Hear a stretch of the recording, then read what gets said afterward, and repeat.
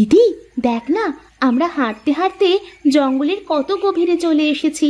আর বেশি ভেতরে যাওয়া মনে হয় ঠিক হবে না। চল এবারে বাড়ি ফিরে যাই। চল আর একটু ভিতরে গিয়ে দেখি যদি কোনো খাবার পাই। এতটা পথ যখন এসেই পড়েছি, আর একটু দেখেই যাই না। কিন্তু আমার কেমন যেন ভয় ভয় লাগছে রে। চল না, ফিরে যাই। আরে তুই আমার সাথে আয় তো, কিছুই হবে না। এর আগেও আমরা এখানে কতবার এসেছি, কখনো কিছু হয়েছে নাকি? তুই শুধু শুধুই ভয় পাচ্ছিস।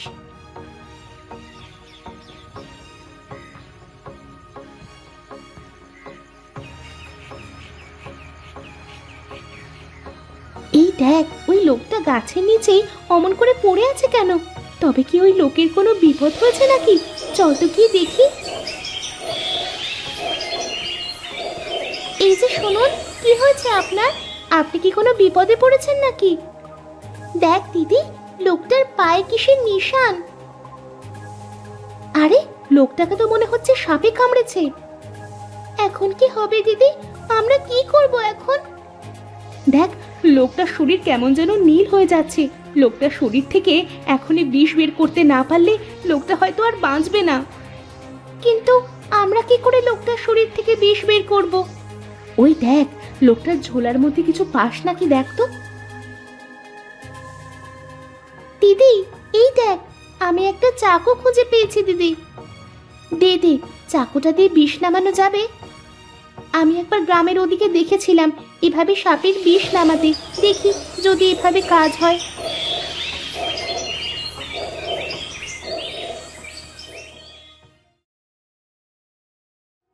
কারা মা তোরা? আজকে তোরা না থাকলে হয়তো বা আমি বাঁচতে পারতাম না।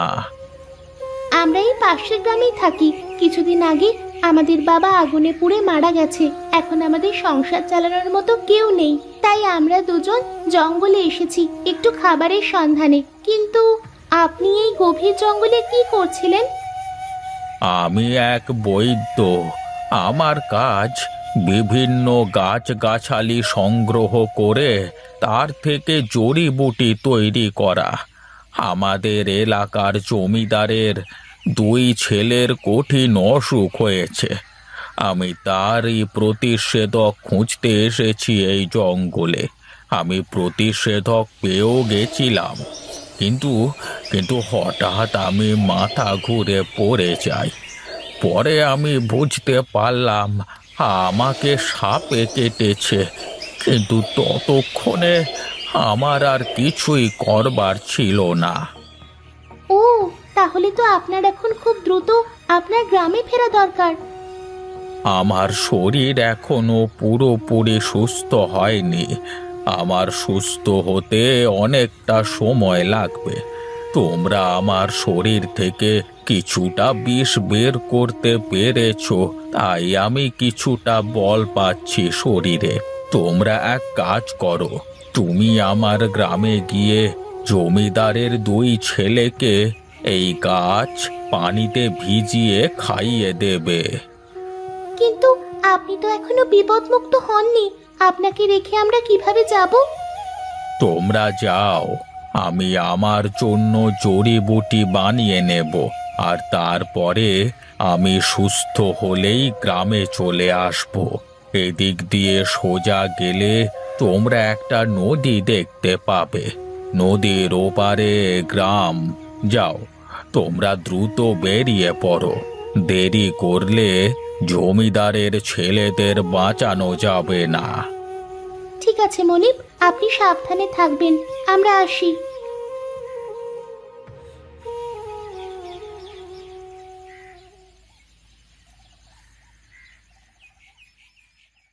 মাঝি ভাই, ও মাঝি ভাই, আমাদের একটু ওই পারে পার করে দেবে? আমাদের কাছে আছে জমিদারের দুই ছেলেকে বাঁচানোর জড়িবুটি। হ্যাঁ হ্যাঁ, তাড়াতাড়ি ওঠো, আমার নৌকায় উঠে বসো, আমি তোমাদের পার করে দিচ্ছি।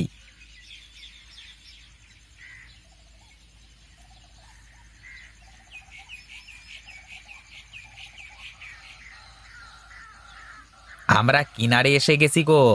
যাও, জলদি যাও জমিদার বাড়িতে। আমরা তো এই গ্রামের নতুন, তুমি একটু পথ দেখিয়ে আমাদের সাথে করে নিয়ে যাবে তুমি? হ্যাঁ হ্যাঁ, কেন যাব না? চলো চলো, আমি তোমাদের নিয়ে যাচ্ছি, আমাকে অনুসরণ করো।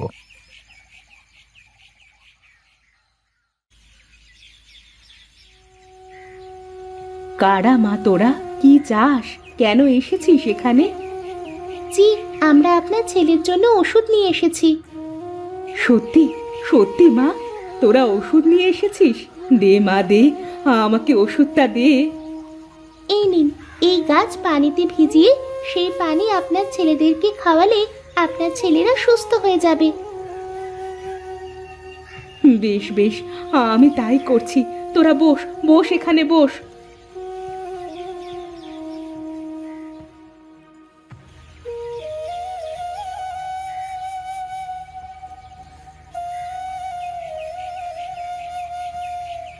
তোদের জন্যে আমার ছেলেরা সুস্থ হয়েছে।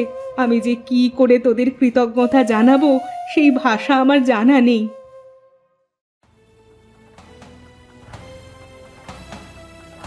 মা, তুমি এখানে? মা, তুমি? হ্যাঁ রে মা, আমাকে এই বৃদ্ধ লোক সবকিছু বলেছেন।